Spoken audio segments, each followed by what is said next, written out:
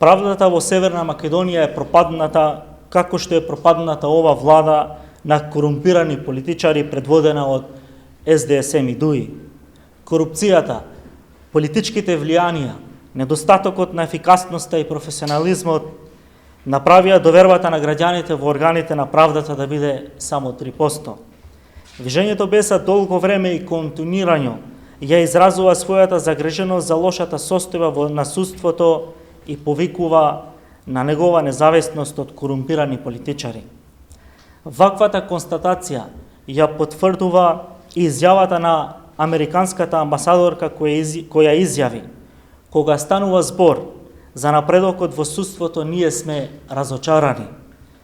Во последните 30 години сме инвестирале половина милиарда долари во програми за владење на правото и добро владење, но не гледаме подобрување и реформи што би можеле да ги очекуваме со толку голема инвестиција. Слична загриженост изразија и амбасадорите на Европска Унија и амбасадорот на Оландија, кои покрај изјавите со која ја изразува својата загриженост за лошата состојба во судството, презедува и конкретни чекори кон повлекување на средства и откажување на проекти поврзани со владењето на правото.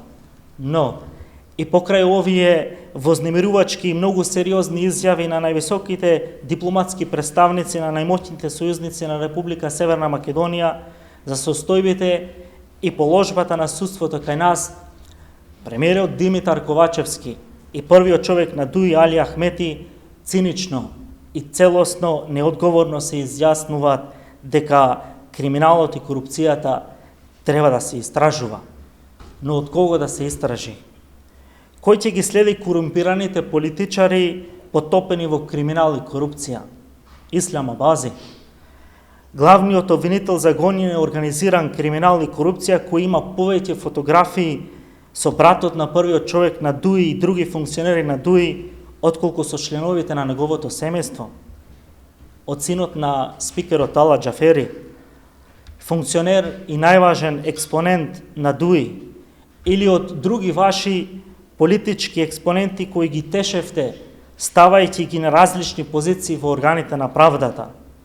Затоа многу е јасно дека само декларативно повикувате на истрага за корумпираните политичари кои ги имате во вашите редови, затоа што сте многу сигурни дека тие што треба да го истражуваат и гонат криминалот и корупцијата се оние кои сите до еден се во вашиот круг. Како резултат на стравот од отстранување на властата, почнавте да ги тешете вашите роднини, давајќи им клучни позиции во органите на правдата, за еден ден да ве штитат од кривично гонење. А сега парите на криминалот и корупцијата почнавте да ги инвестирате во приватни бизниси кои сте ги подигнали користејќи ги природните ресурси на нашата земја. Но грешите, затоа што движењето БЕСА од првиот момент на преземање на власта ќе бара правда и конфискација на имотот што сте го стекнале на сметка на народот, бидејќи албанците во Северна Македонија заслужуваат правдата и вистината. Движењето БЕСА смета дека граѓаните на Северна Македонија заслужуваат правосудство и влада чии постапки ќе бидат транспарентни и ќе им служат на граѓаните, бидејќи само вистинскиот правосуден систем може да се смета за камен темелник на функционална демократија.